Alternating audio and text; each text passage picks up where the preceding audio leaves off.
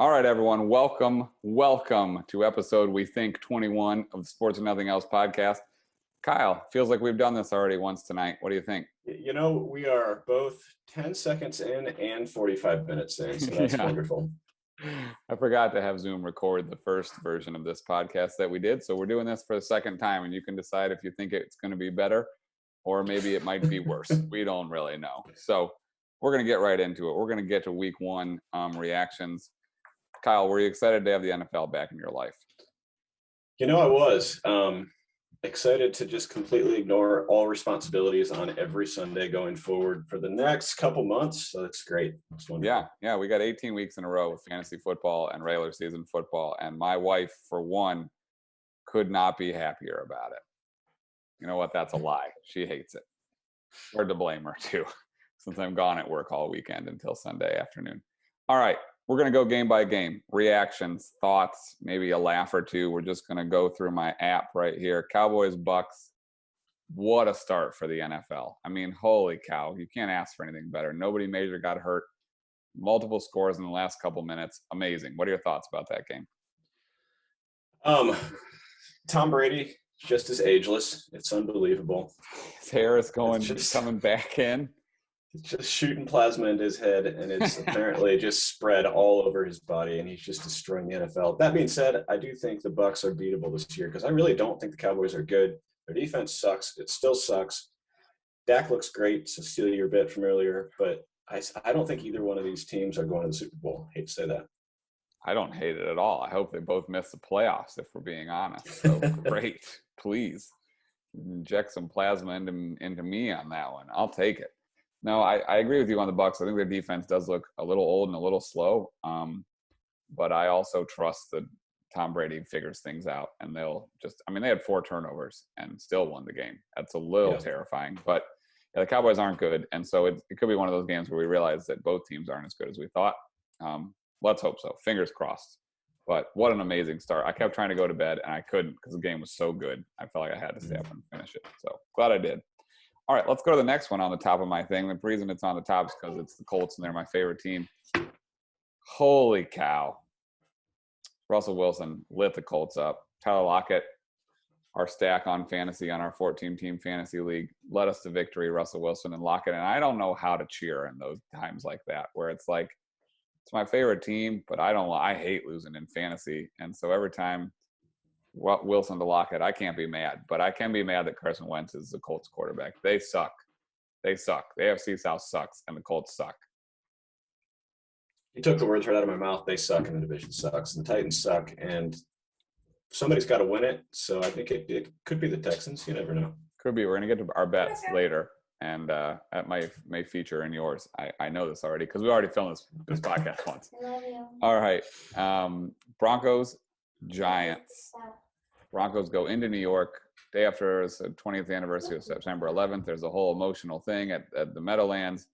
But one thing anyone betting on the Giants forgot, maybe, with all the emotion, Daniel Jones still Giants quarterback. It's not going to freaking work. He's terrible. He has like 30 career turnovers, and 20 of those are fumbles. No, it's worse than that. I think it's 40 career turnovers and 30 are fumbles. 30 are fumbles? It's really bad, and he is not really brutal that long. There's a dog that Amanda is holding better than Daniel Jones holds the football right now. This is the truth. So, yeah, holy smokes. It's depressing because they're going to be bad, and I don't know that their team is bad, but he is so bad that it puts the stink on you. Yep. I mean, the defense is fine. You got to think at some point Saquon will get it going a little bit, but they're not going anything. So I think we can probably just move on. Yeah. Sad injury out of that. Jerry Jeudy, who was really rolling, high ankle sprain, 6 weeks out. Did look much worse than an ankle sprain, though. So at least a slight silver lining there. Yep, for sure. But they got weapons. That's the other thing. The Broncos might be interesting. I actually backtracked on betting the under after I thought about it for a while. So our friend Chris, you're welcome. We love you. All right. The next game I had to watch as part of the poo-poo platter of my 1 o'clock Florida viewing schedule. Jags-Texans was one of them. The other one was Eagles-Falcons, which I was really excited about because I think Kyle Pitts is going to be awesome. I thought the Falcons were going to be good, and I was wrong. That the Eagles went into Atlanta and beat them to death. I mean, they really did. I know what I saw, but do you want to talk about some of the guys the Eagles have that are kind of interesting? Devonta Smith looks good, Good. which is great. Great for our fantasy team. Yep. Had him on the Goddard bench. Might be in there. Yeah, we have Goddard too. Goddard looks fine. I did not actually watch a lot of this game, but my one observation was Kyle Pitts looks really small. Yeah, well, he weighs about less. He weighs between what we weigh, and I am built kind of like a blade of grass. So, but yeah, we'll see. I mean, time will tell. But Matt Ryan might be washed, and like you talked about the 10 degrees of Shaq on the Bill Simmons podcast, he's on the end. He's in like Phoenix Shaq. Phoenix, yeah. Phoenix or Boston. He could even be nearing Boston. He's not Boston. The Boston Celtics Shaq is like Peyton Manning at the end. All right.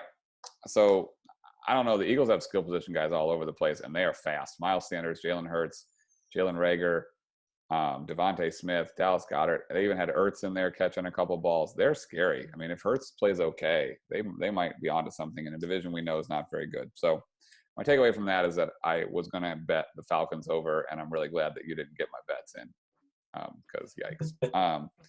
Next game we can. Do we want to rehash the transactions that we spent about 5 minutes the first recording on?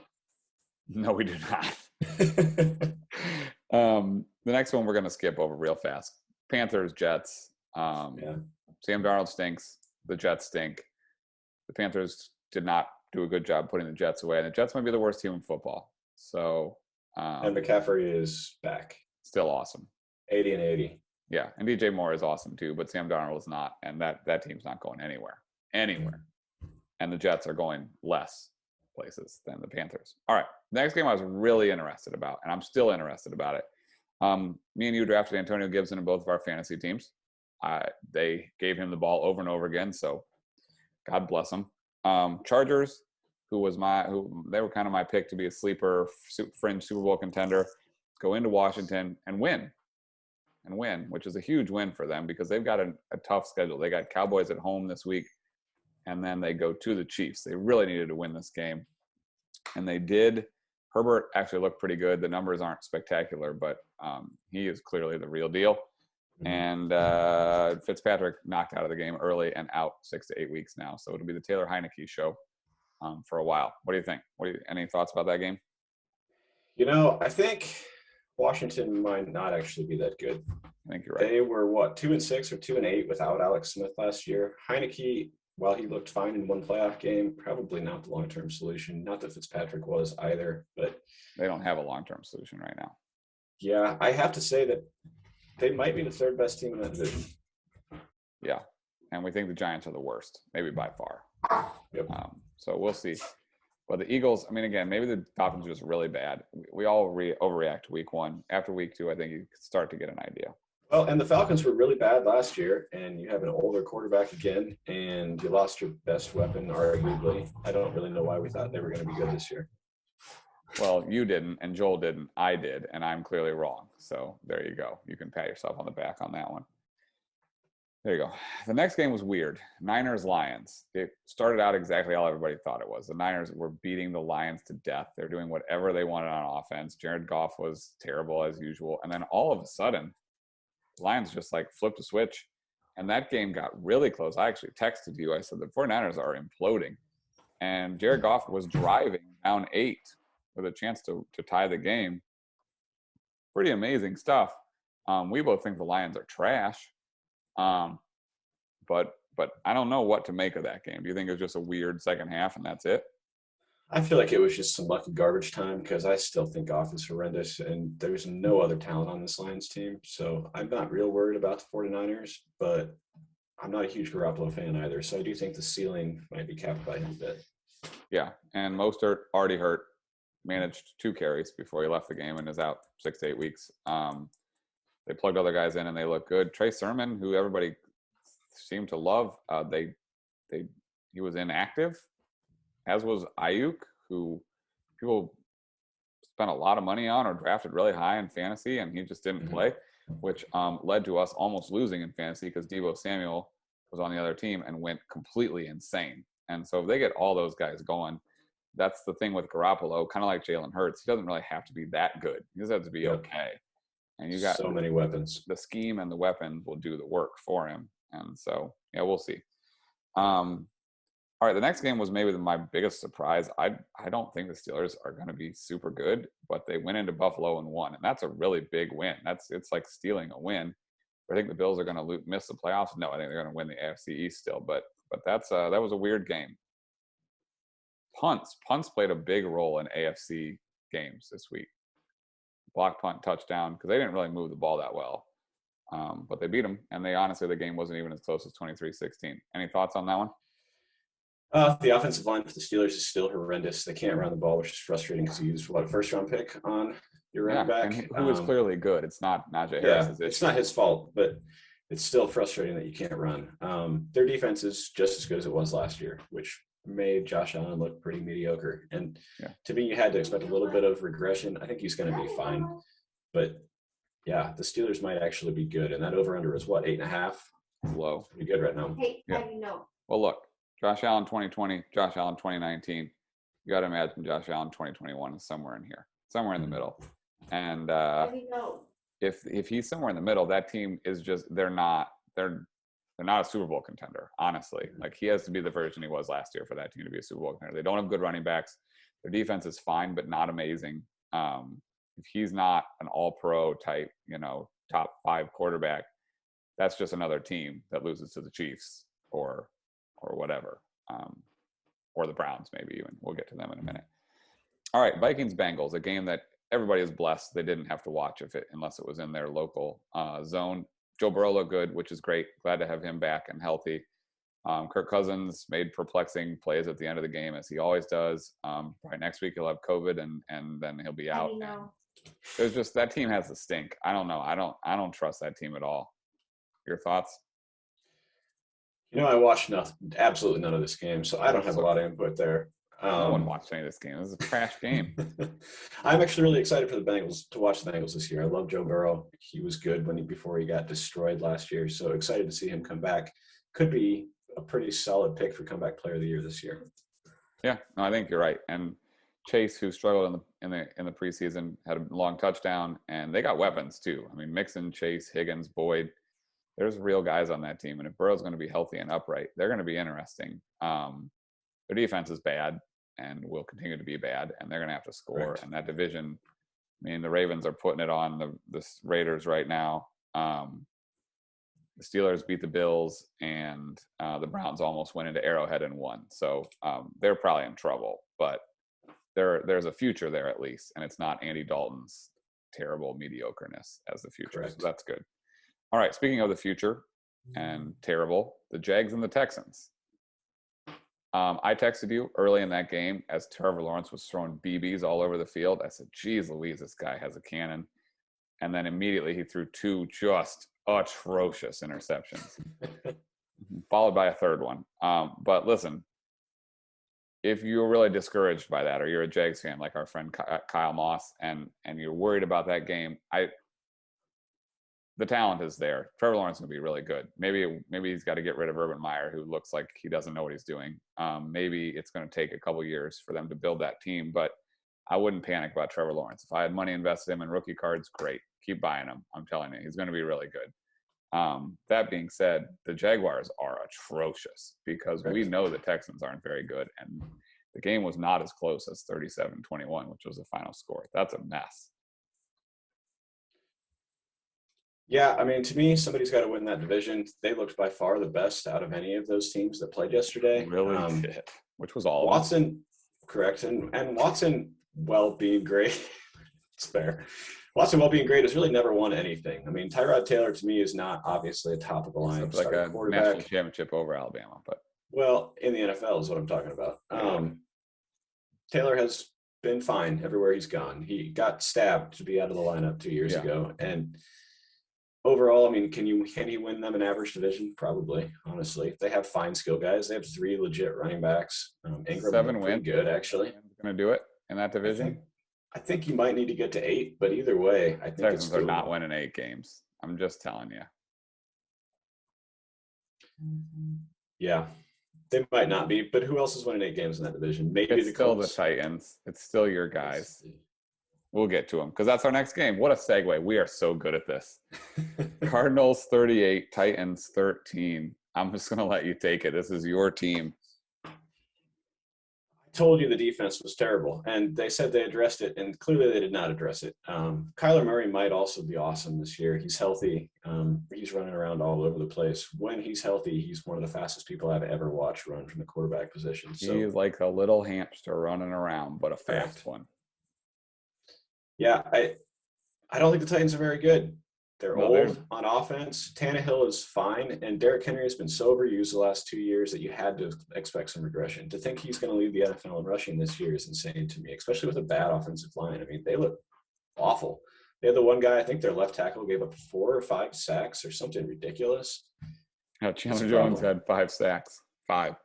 I don't know. Again, we can overreact to all this stuff, but they were never even like in that game. AJ Brown and Julio Jones didn't do much, and they're counting on those guys a lot. They couldn't even. I mean, they didn't muster much in garbage time, which was strange to me. So their coach is already swearing at Julio Jones about stuff. It's Feeling Friendly podcast, so I won't repeat it. But yikes, they might be in trouble. But again, they are only trying the Texans in the division, and the Texans are garbage. So I don't know. I think he's still going to win the division. I'd still put money on it. All right. Speaking of an important game for a division, Dolphins-Pats, another game I had to watch because, why could I have nice things like Chiefs-Browns? I get Dolphins-Pats here in Florida. But the Dolphins go into Foxborough and win, which is awesome as far as I'm concerned. Mac Jones, I thought, looked really good. The Pats have something there, and Damon Harris looked really good until he fumbled at the end, but they have something there too. And their defense is clearly good.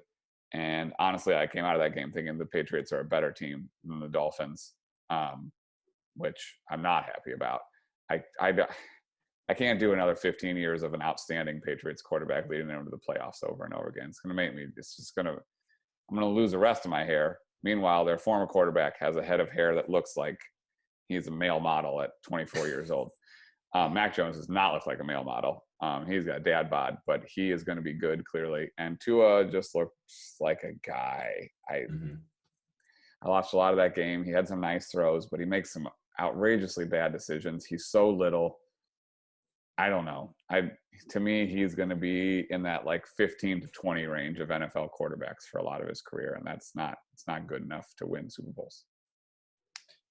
To me, a lot of his success in that game was kind of gimmicky plays as well. I'm not super impressed. I think he's fine. I think he can get you to potentially contending for that division, but I wouldn't put any money on it, certainly. That being said, I love their weapons. Waddle looked awesome. Waddle is good. They got something with Waddle. Mm-hmm. But overall, they should have lost this game. I mean, the Patriots kick a field goal instead of fumbling on the 8-yard line, and the game's over. So. Game's over. And the Patriots still have Stephon Gilmore coming back. That's the other thing. That one of the best cornerbacks in football. All right, the next game, I don't know what to make of this next game. I still don't know what to make of it. Packers 3, Saints 38. Jameis only completed 14 passes. 5 of them were touchdowns. No interceptions. Only threw for 143 yards or something.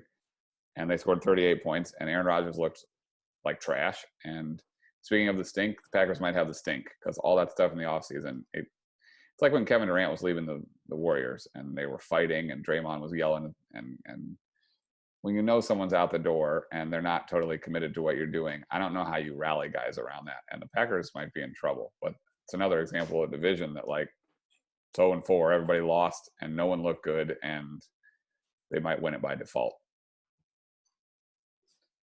Yeah, I mean, you pretty much said everything that needs to be said. Rodgers looked horrendous. Rodgers probably gets traded if they lose 2 or 3 more games in a row, potentially even 1 more in a row if it's the Lions next week.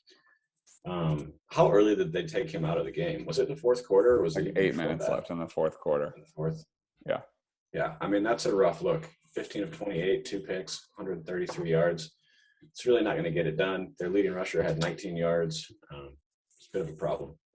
Yeah. Saints, on the other hand, we talked about that Jameis. this is a possibility, but it could have gone, to me, this either goes one of two ways drastically and very quickly. I mean, Jameis comes out and throws 5 picks or he throws 5 TDs. But to me, I'd be kind of mad if I was Drew Brees. I'd almost be wanting him to look horrendous. It kind of sours the end of your career a little bit.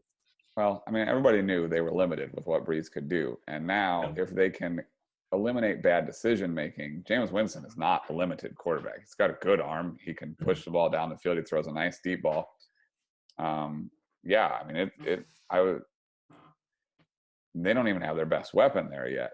You could say Kamara's probably their best weapon, but I don't know. It could get really interesting. Like you were saying earlier on the one we didn't record, Callaway, who everybody was really excited about, had like one catch, 14 yards. 14 yards. Trust me, I know he's on my DraftKings lineup, although I did win money anyways. I don't know. I think we might need to throw that game away and see what those two teams look like in week 2. You're probably right, but to me, the difference here between Winston on the Bucs and Winston on the Saints is that Bucs team with their receivers is designed to throw deep and deep and deep and deep, and that's when he throws picks and picks and picks. He only threw the ball deep twice. You've got the ultimate check down guy in Kamara. He actually could be effective with this team, and you can't tell me that Taysom Hill is better than him. Oh no, I will not. Sean Payton. I was listening to a podcast today with Trent Dilfer, and he was talking about that Sean Payton loves to push the ball down the field, but unlike Arians, they have all these checkdowns. So if the shot is not there, you can check it down for 6 yards, and you're not pushing the ball into double coverage or whatever. Which, I mean, I watched a lot of Bucs that year. Winston threw 30 picks because, again, I'm here in Florida, and he would just throw balls that it's just remarkable. Like you wouldn't even hit the button in Madden when you were locked onto a receiver. You'd be like, no, I definitely can't throw it there. And I usually decide before I snap the ball where I'm going, when I'm playing Madden. So it's like Tecmo Bowl. You got to switch, hit the button to switch it over to the other guy. He couldn't hit the button to switch it over to the other guy. Just throw it to Mike Evans and be a pick every time. So anyhow. Also, what on earth is the upside of Taysom Hill? Like everyone thinks he's this young quarterback that could work in. He's like 32. He's 31, almost 32. There's no point. He's 6'2". It's not like he's even big. No, I mean, I don't understand. He's your goal line guy, I guess. I mean, he can just run guys over, and he can throw it enough to keep people honest. But yeah, if Jameis is going to play like this, you just sit Taysom on the sideline and say, "It's nice to have you here." He's a good backup. They have packages for him that if Winston gets hurt for a game or two, they can obviously survive.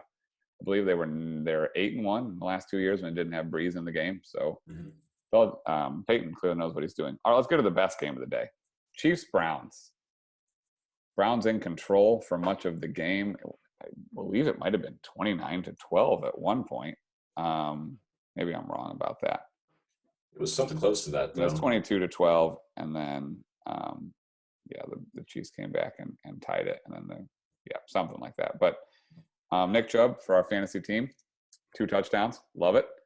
I stacked Kelsey, Hill, and Mahomes in DraftKings, which is how I won money because the rest of their team did nothing. But Mahomes, 337, 3 touchdowns, a rushing touchdown.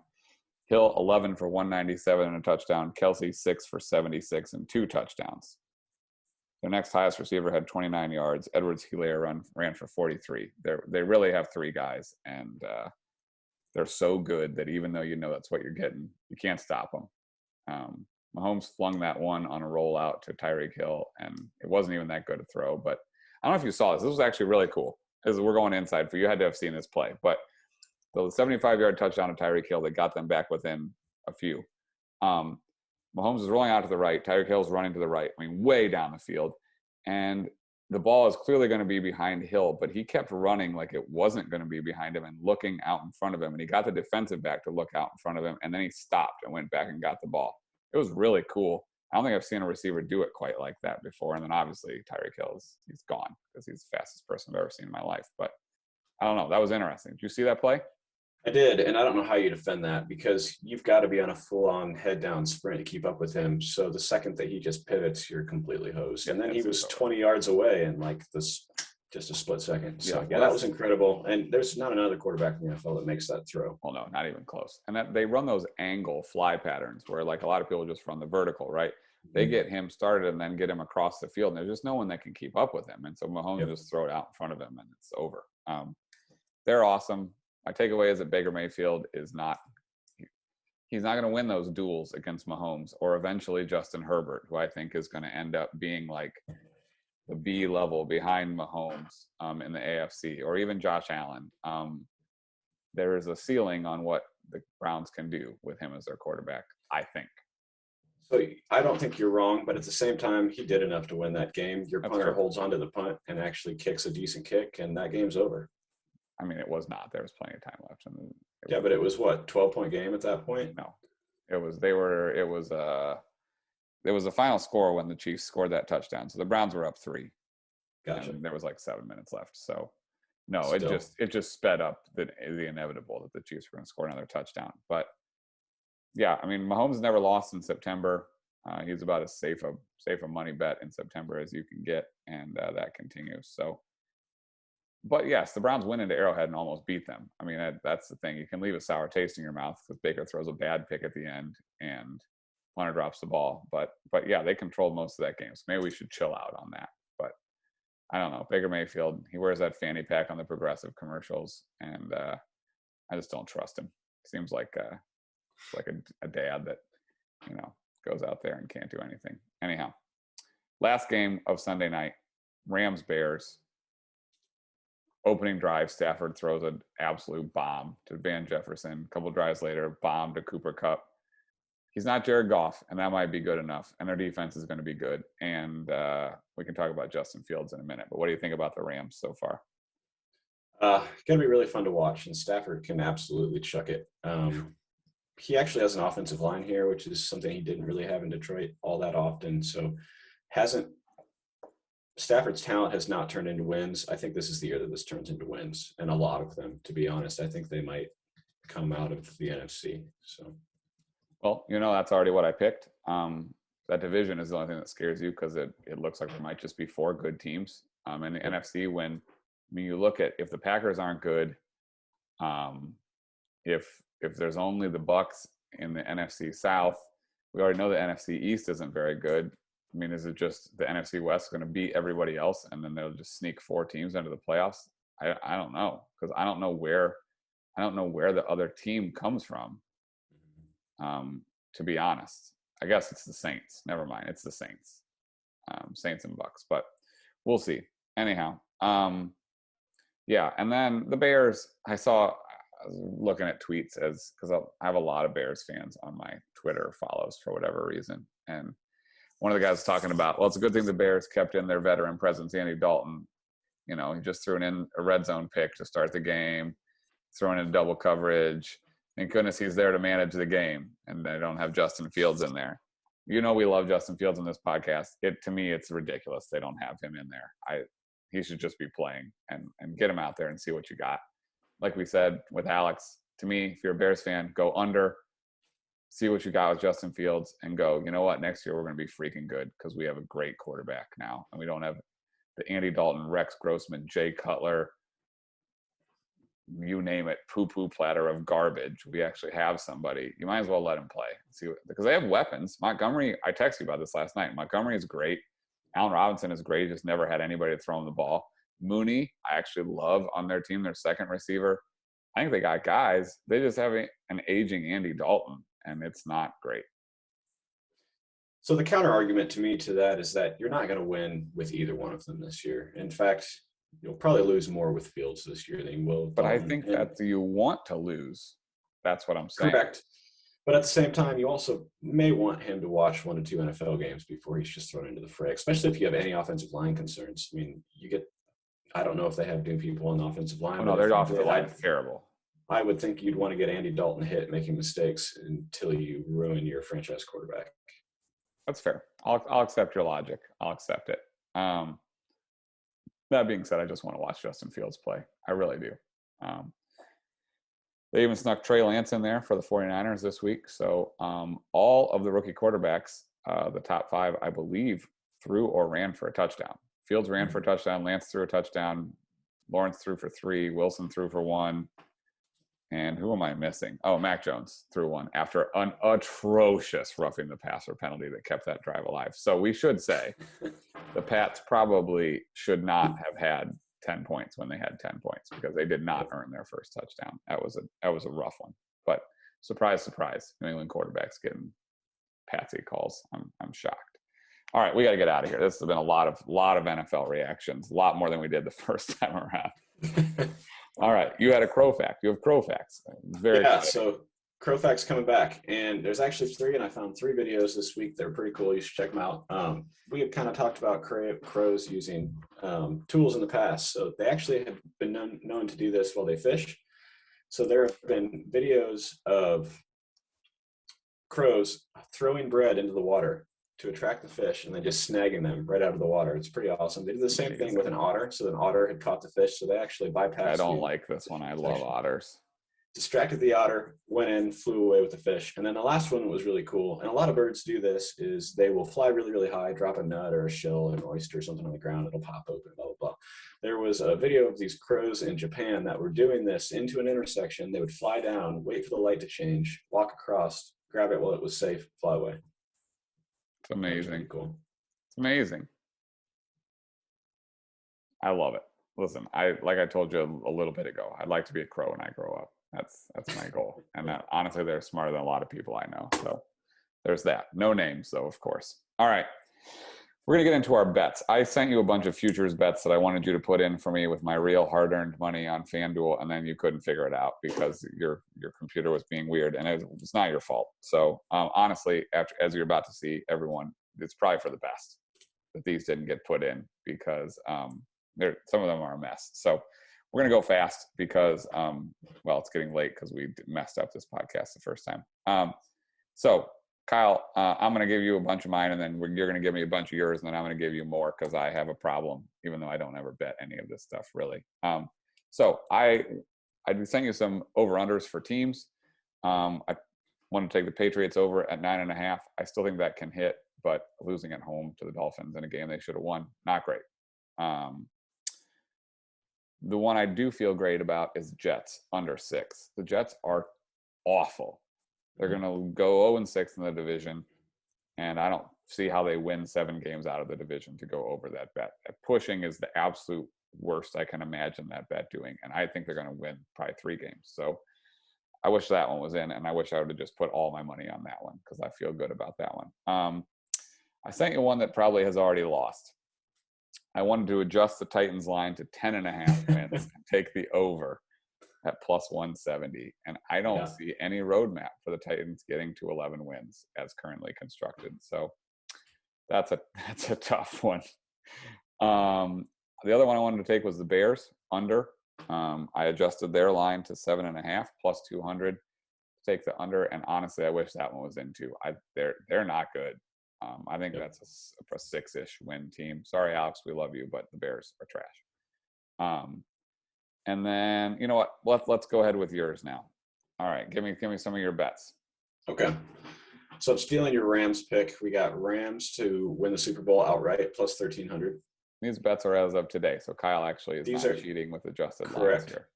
Correct. These are as of about 2 hours ago.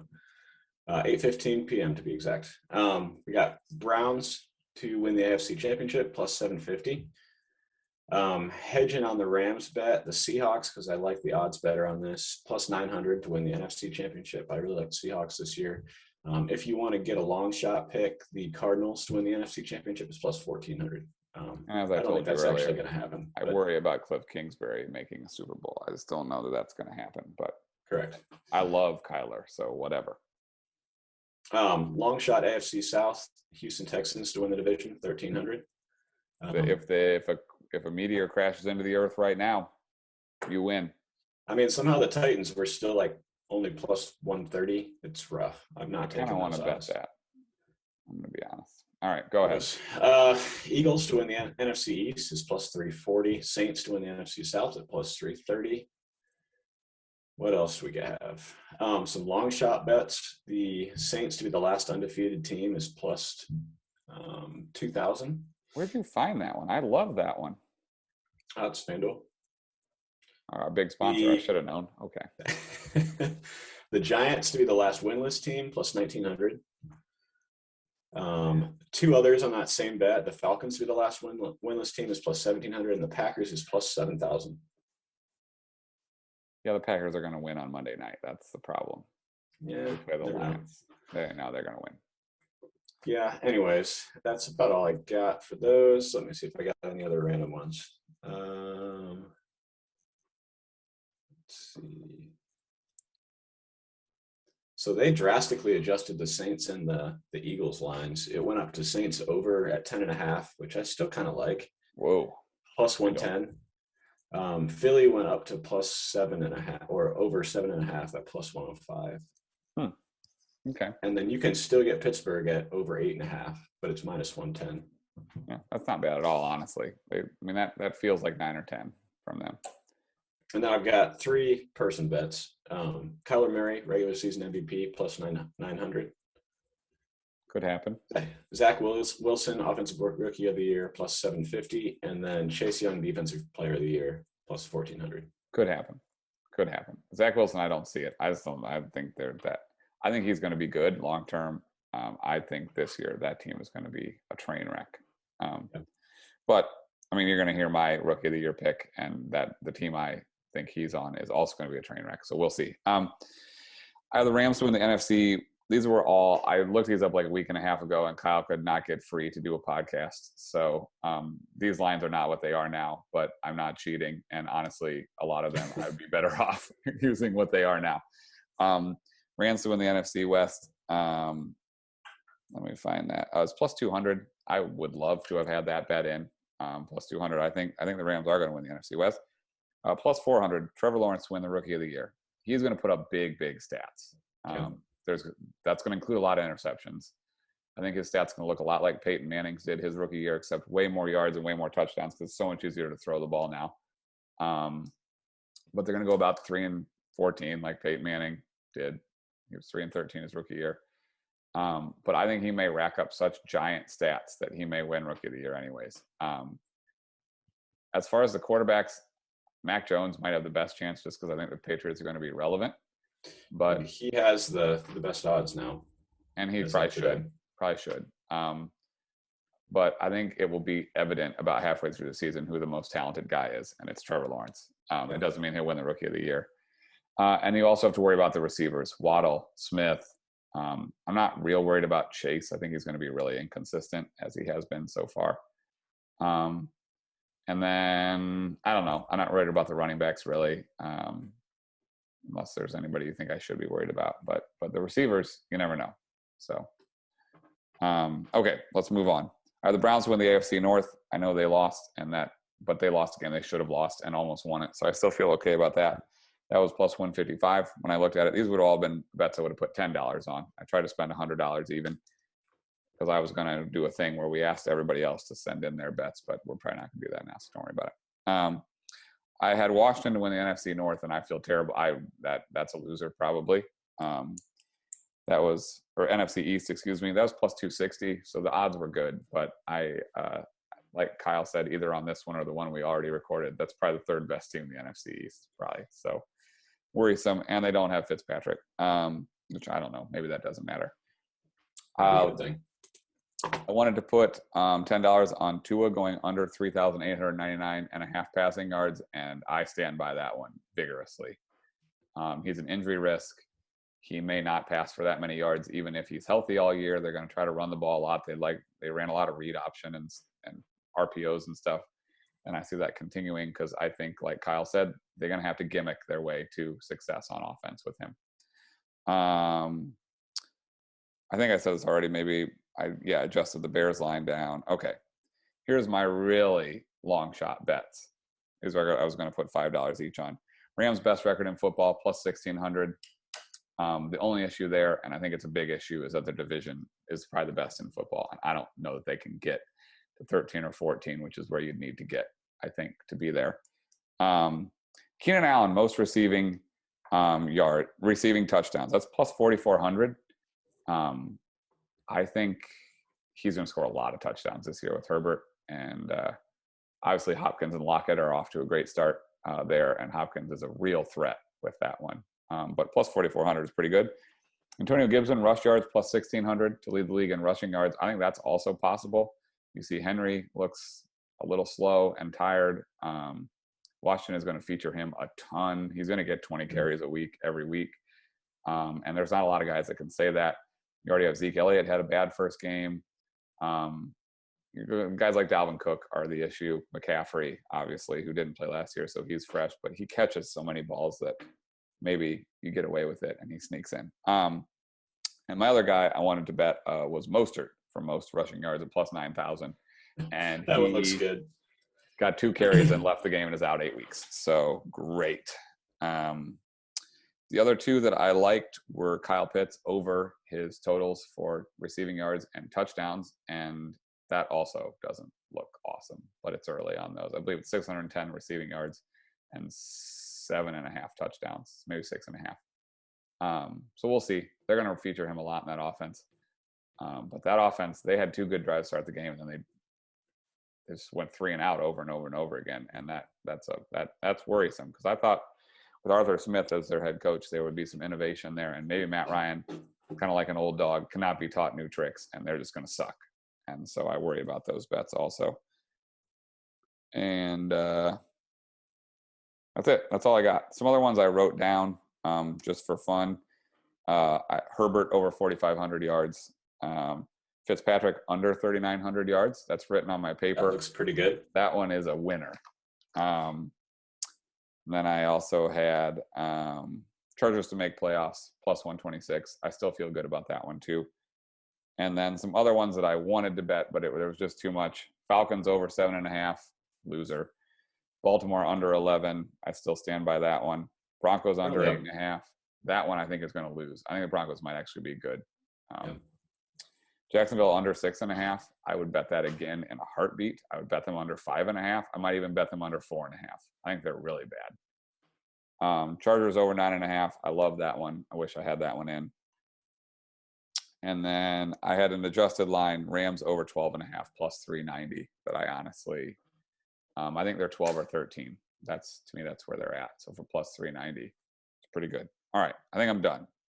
Everybody's probably really tired of these at this point. You have anything else you want to add? I don't think so. All right, Kyle, the time has come. You haven't been paying attention to baseball at all. I have been. I'm in locked in fantasy playoffs right now, and I'm rolling in the semifinals. So we're going to do an MLB standings check-in and see how well you can do. Yep. And I'm excited about this because I'm a little worried about your knowledge currently. Thank you. You're welcome. Appreciate the trust. Yeah, well, I do what I can for my people, All right. Who was leading the American League East? Rays. By 9 games. And I do want to start this off by saying that I have not watched a baseball game in probably 3 months. That's disappointing. I actually haven't watched much lately either. I've been really busy. And the Indians have been trash, and it's depressing to watch them. So they got no hit for the 3rd time the other night, which is the most times anyone's ever been no hit in a single season in baseball history. They were also no hit in a 7-inning game earlier this year. So they've actually been no hit 4 times. Didn't the Twins take them no hitter into the ninth? Not that long ago? Yes. Yeah. No, it's bad. Okay, so AL Central leader, we know this. This is easy. White Sox. Yeah, by 12 games now. And the AL West. Also, these are easy right now, but the wild card is where you're really going to be in trouble. Okay, it's the Astros. It's the Astros. The AL West is kind of a dumpster fire right now, actually. All right, National League. Who is leading the NL East? Ooh, is it the Braves? It's the Braves. They've actually opened up a 4.5 game lead over the Phillies, who are, as always, a 500 team, 72 and 71. The Mets, 72 and 72, 5 games out. All right, who is scorched earthing the NL Central right now? Brewers. The Brewers, up 14 games on the Reds at this point. That's insane. Yeah, Brewers are playing great. And the current leader of the NL West. This I don't know. I'm going to guess Dodgers because Scherzer has been rolling, but I don't know for sure. Somehow the Giants, who have won 7 in a row, are back in front of the NL West by 2.5 games. So the Dodgers, who have the 2nd best record in baseball, are going to have to play a 1-game wild card as it stands right now to get into the real playoffs, which is ridiculous. The Dodgers have Scherzer, Kershaw, Buehler, Urias, and they're not even allowed to pitch Trevor Bauer, who's going to be on administrative leave all year because he's a scumbag. they're going to have two guys going to finish in the top 3 or 4 in Cy Young, and then they're going to have Urias, who's 15-3, and Kershaw coming back from injury, and they're going to make a wild card. It seems like, so that's pretty wild. No pun intended. All right, to the wild card. This is where things are interesting still. For the National League, who do you think the 2 wild card? Well, I gave one of them away. Well, it's the Dodgers, and I would guess the other one is the Padres, but I don't know for sure. Padres are tied with another team for the second wild card. This is hard if you haven't been paying attention to baseball. You gotta give me one guess, and I'll give it away. Can I get a division? Central.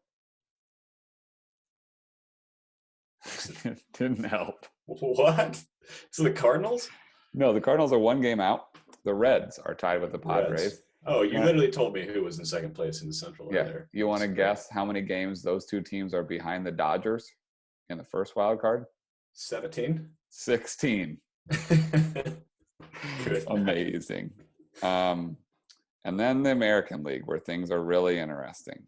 Do you want to guess? Go ahead. Go ahead.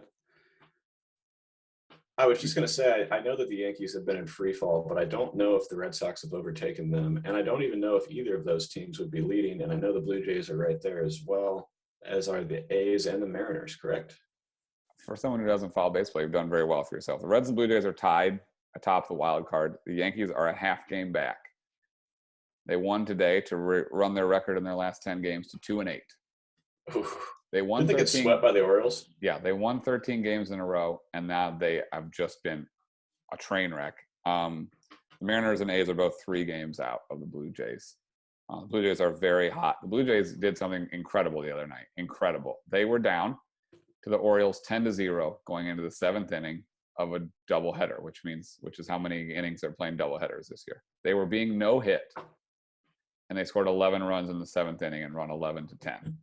It's one of the most amazing things you'll ever see in your life. That's and then they went on to score 12 in the next game of the doubleheader and 22 the day after against the Orioles.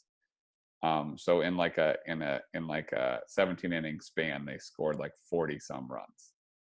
Not great for the team ERA of the Orioles. So that's that. And one other thing I wanted to do with you, if you have a minute, is to look at player futures. Who do you think is currently the front runner for AL and NL MVP? Is it still Ohtani, or has Vlad made the... It is still Ohtani. He's minus 7,000, which is ridiculous to me because Vlad is now right in the neighborhood of winning the Triple Crown, and Ohtani's second half has been pretty poor. Yeah. Honestly, plus 1,500 for Vlad Jr. right now is a kind of a sneaky, interesting bet, if you want my opinion. And in the NL, it's not a lot has changed since the last time we talked about this, actually. Tatis minus 200. Harper has got to be up there. Yeah, plus 300, and he deserves it now. I went after him a little bit before, but he has really just continued to hit and hit. It's his best season since his MVP season, which was like 2014, I think. Rookie of the Year is not interesting. Arozarena is probably going to win it in the American League, and Jonathan India is definitely going to win it in the National League. He plays for what team, Kyle? The Brewers. Cubs. Cincinnati Reds. I don't know. Reds. Cincinnati Reds, yes. Second baseman? Yeah. Arozarena plays for the Rays. And Wander Franco, by the way, fun fact, because we talked about him a lot at the beginning of this podcast, has reached base in 38 straight games, which is unbelievable. He's 20 years old. But he didn't start early enough to win. The Cy Young is where it gets really interesting. Do you want to guess who are the top 3 in the American League? I'll be impressed if you get 2 of them. Are Lynn and Gibson still hanging in there? Gibson is not. He's long gone. But Lynn is plus 350. He's in third. Okay. Currently.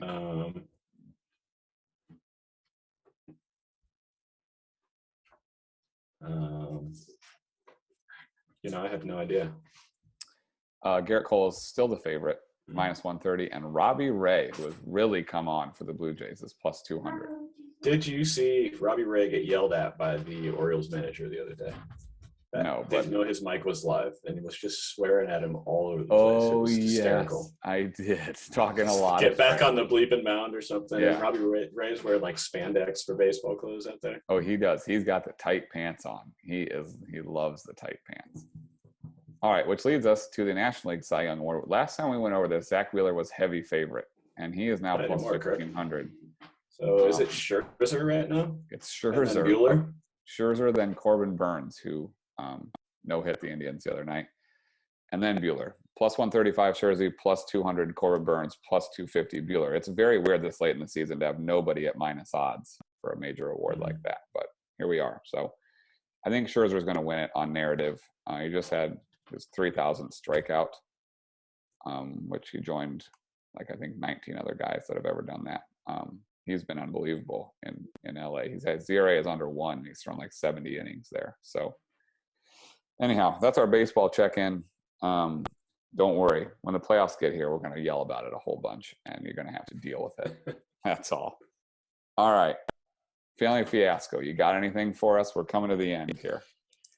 Yeah. So we recently got a puppy who you saw earlier in this wonderful podcast, and she's the opposite of our current dog. So our current dog, who's about 90 pounds, will not even walk through a door if it's cracked and he's going to touch his shoulders. So he's 4 years old. We've got a whole bunch of barriers around the house that are completely solvent proof.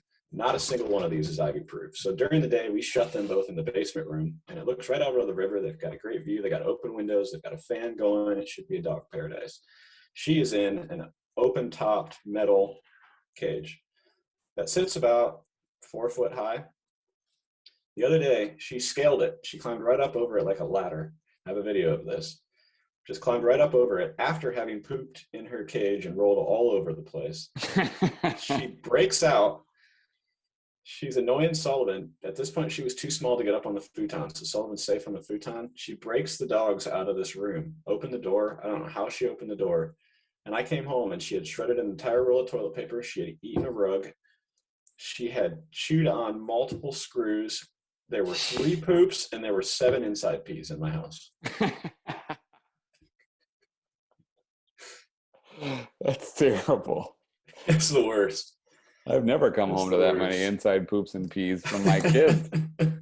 And they don't poop or pee outside, theoretically. So things are going well. Good. Yeah, things are going well. No kidding. So this is a funny one that didn't totally directly involve my family, but my daughter goes to preschool at the church.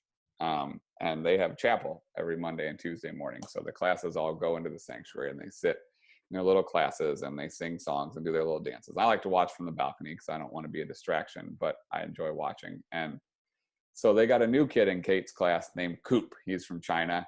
Coop came in. He doesn't speak any English. Parents doesn't speak any English. Don't speak any English. And so he's had obviously a difficult learning curve joining the class. Very hard for a 3-year-old to not be able to communicate, obviously. And so I'm watching this chapel. It's like his second day at school. And he gets away from one of the teachers who's kind of like absent-mindedly watching the motions and trying to, join with the kids. And he starts going down this line of kids trying to open mouth kiss each kid in their seats. And this poor girl, he like got her really good. The first one, he got her really good. So she's like trying to push him away, can't get him away. He's just making it happen. He goes down the line, he gets the next kid. Luckily, Kate's all the way on the end because, COVID and stuff. And by the time he gets, the teacher has like corralled him back, but he keeps trying to make his way down. But Kate is not going to have it. She like stiff arms him away. I'm like, no way. She turns her face. She is not going to let this kid. I mean, she doesn't even let us more often than not. But I was just dying laughing because it was like watching something in America's Funniest Home Videos. He's just going down the line. The kids don't want any part of it, but they can't stop him. He's like Barry Sanders, can't be contained. He's just making it happen. It was the funniest thing. And 2 of my people that I work with were down there to do some of the stuff with chapel, and they could see that I was up in the balcony, and we are just laughing hysterically together. It was unreal. That's my family fiasco for the week. And so then I took Kate home from school that day, and she said, I said, so how's Coop? And he goes, I don't know. I don't know why. He just kissed Emmeline right on the mouth, and she didn't even want him to, and he just did it anyways. I said, well, I understand, doesn't understand. She said, yeah, he got a mess out, and the teachers told him to clean it up, and he just didn't do it. From where I sit, that's just bad behavior. Oh gosh. First of all, Kate, you do this crap at home all of the time. Second of all, you can't understand English. I had to explain to her, like, he doesn't understand. He's not actually being bad. Also, maybe you should look in the mirror real quick before you start throwing stones at other people. So anyhow, that's my family fiasco for the week. Holy That smokes. is fantastic. So, all right, you got anything to recommend? I watched two things this past week that were great. One, if you have not seen the movie Mad Max Fury Road, start with watching that. But then there was a little documentary, or a documentariette, if you want to call it that. It was like 25 minutes, maybe 35 minutes. And it was about the making of all of the vehicles that were in that movie. And those were all completely real. They were not CGI. They were made out of, there was actually one that had two V8s welded together into one big motor. It was the one that the boss drives in. It's like the double Cadillac. B16, if you will. Super, super cool. I'm not a car guy by any stretch, but it was incredibly interesting. And that's why I was so tired today, because I watched that until about midnight last night. Really good. Also watched a movie called The Silencing. I believe it was on Amazon Prime. If you've ever seen Game of Thrones, Jaime Lannister, he's the lead in this. I don't know what his actual name is. If you have young children and are worried of them getting kidnapped, that's what this movie is about. So don't watch it. But it is fantastic. Oh, still haven't seen Prisoners, which you love, and lots of people have told me how good it is, and I can't watch stuff with kids getting kidnapped anymore. Can't do it. Well, I wouldn't recommend this one to you then, because it was intense, but it's very good. I'm sure it is. All right, two things that I would recommend. Actually, three. Ted Lasso season 2. It's great. Might not be as good as season 1, but it's right there. It's awesome. 2. Kyle had actually recommended this on this show a while back. We went through Brockmire the last couple of weeks and really enjoyed it. It's ludicrous, but it's got baseball woven into it, and Hank Azaria he's incredible, and it's a lot of laugh out loud moments and also a lot of cringe and cover your eyes moments. But great show. I thought it was great. The last season goes fairly far off the rails, but good. And then we started watching something. Maybe I mentioned this last time. I don't think I did. No, I don't think I did. I mentioned it to a friend. Hulu has a show called Only Murders in the Building that has Steve Martin and Martin Short, and also Selena Gomez for whatever reason. Selena, who her voice just is grating, but it's actually a super fun show. But it's one that they don't put a whole season out at once, so we just have to sit and slowly watch one episode at a time, which drives me crazy. But it's really good and funny and kind of like a murder mystery, but also has comedy. So that's my recommendation for the week. All right, we did 2 podcasts tonight. Only one will be seen by other people, but we made it. And I'm going to go try to catch the end of Monday Night Football, I guess, or something. Anything else you want to say? Yeah, Ravens just holding on. Raiders came back. All right, and our guy Williams looks good, so we're happy about that. He's on our fantasy team, multiple fantasy teams for me at least. So, all right, thanks for staying up late, recording a second podcast. Everybody, we love you. AFC South sucks. Best of luck to all those teams. All right, later. See ya.